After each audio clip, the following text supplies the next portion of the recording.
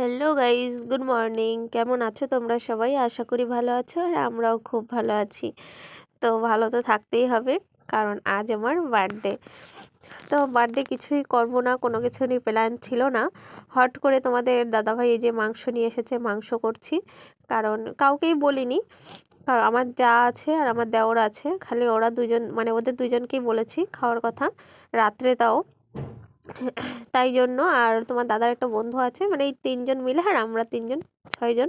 তো তাই জন্য তোমাদের দাদাভাই এই যে বিকেলবেলা একটু মাংস এনে দিয়েছে, তাই আমি রান্না করছি। আজ হচ্ছে 4 ডিসেম্বর। তো 4 ডিসেম্বর আমার বার্থডে।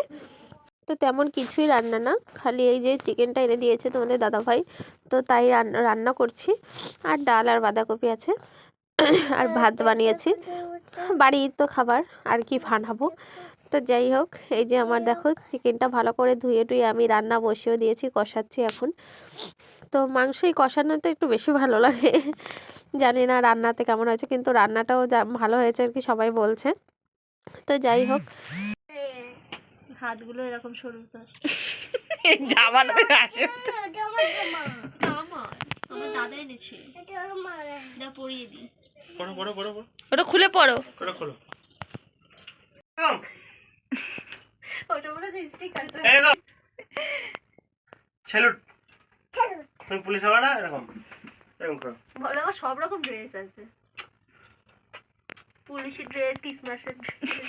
তো এই যে আমার বার্থডেতে মানে তোমাদের দাদা ভাই কেক এনেছে, বেলুন এনেছে, আমাকে না জানি মানে আমি জানি না সত্যি কথা বলতে। কেকটা আনবে বলছিল, কিন্তু আমি বারণ করেছিলাম যে কেকটা আনতে হবে না, কারণ কেকটা কাউকে বলছি না, তো নিজেরা নিজেরা কেকটা আনার দরকার নেই। তাও দেখো তোমাদের দাদাভাই কেক এনেছে, তারপরেও এই যে এই রোজটা এনে দিয়েছে আমাকে। তো এই রোজটা সত্যি কথা পেয়ে আমি খুবই খুশি। আমার কোনো কিছুরই দরকার ছিল না। আমি তোমার দাদাভাইকে সবসময় বলি যে আমার কিছুর দরকার নেই, তো এই যে ফুলটা এনে দিয়েছে তাতে আমি অনেক অনেক অনেক খুশি। তো কি বলবো তোমাদের। আর আমার মাম্মাম দেখো, আবার বার্থডে গিফট কিন্তু সব ওর। এই যে ইনারটা পরেছে না, ওই হাইনেটটা, ওইটাও কিন্তু ওর বাবা আজকে কিনে এনে দিয়েছে ওকে।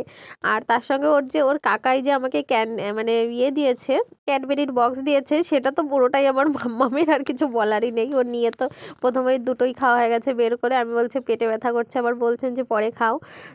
যাই হোক, এইটুকু মানে এই কয়জন মিলেই যে আমার এতটা আনন্দ হয়েছে আজকে, যে কিছু বলারই নেই। আর সব থেকে বেশি আনন্দ হয়েছে আমার মাম্মামের, কারণ আমার মাম্মাম বলছে আমার বার্থডে আমার বার্থডে। ঠিক আছে, চলো তাহলে আমরা এখন কেক টেক কেটে নিই, তারপরে তোমাদের সঙ্গে আবার দেখা হচ্ছে। তখন কি করবো?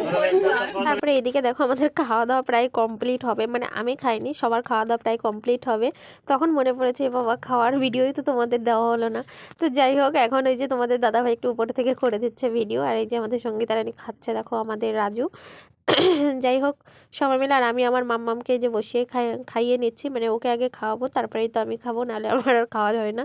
তো যাই হোক, ভিডিওটা এই পর্যন্ত। কেমন লাগলো অবশ্যই like, comment, share and subscribe.